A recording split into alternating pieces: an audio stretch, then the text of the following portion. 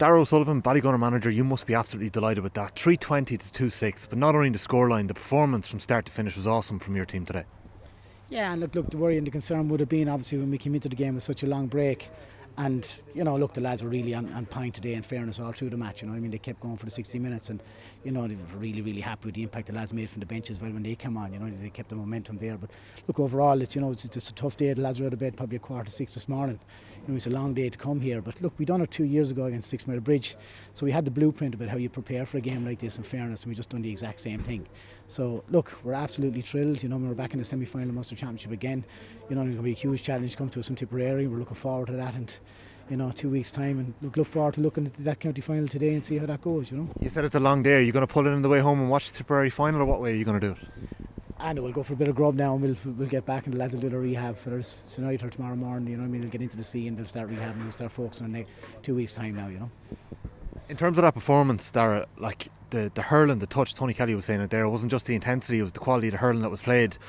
You must be absolutely delighted with that. How on earth did you keep that ticking over in the right way? 8 weeks without a game is an unbelievable distance to go without playing hurling.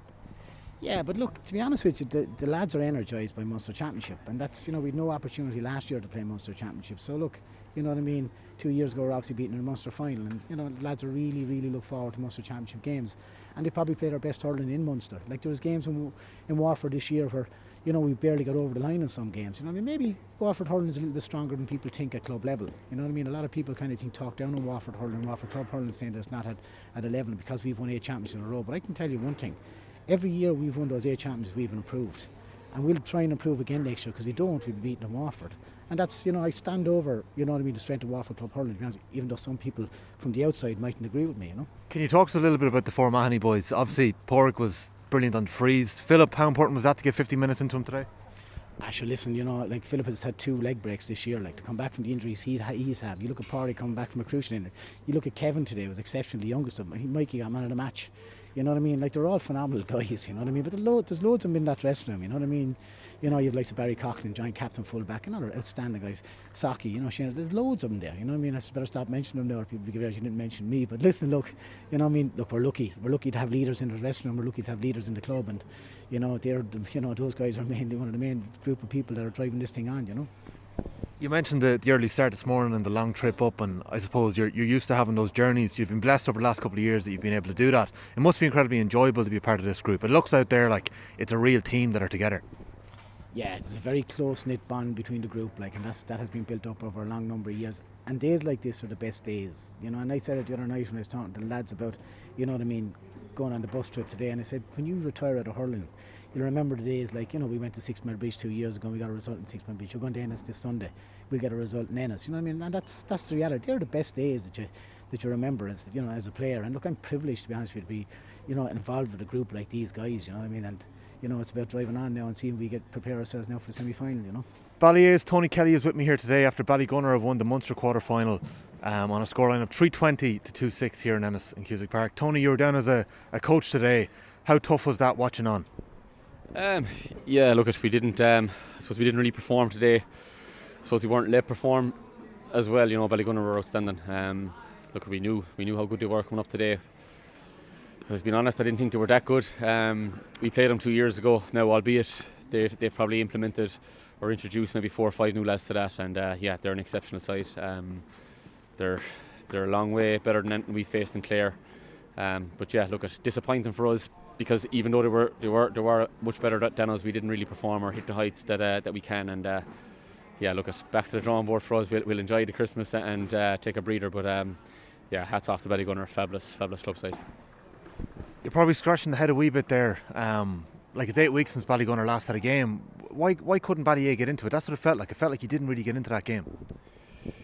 Yeah, they wouldn't let us. It was firefighting maybe all over the field, but just the intensity.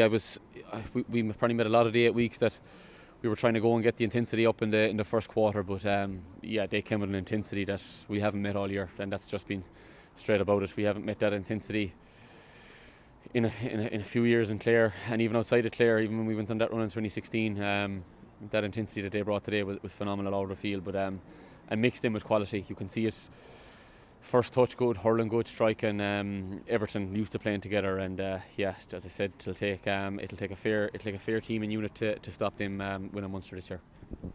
Yeah, they were awesome throughout the game, and like it looked like you got a good start to the second half. You were 8 points down. DC gets a point straight away off the break. What was being said at half time? Like, were you saying we're still in this?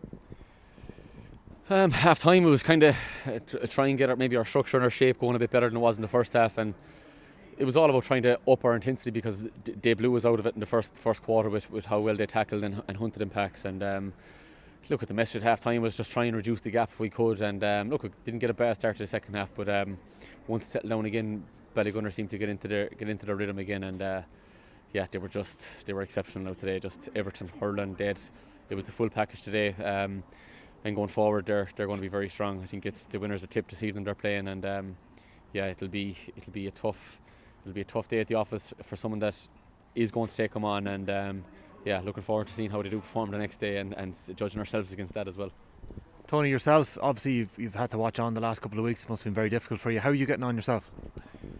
Not too bad.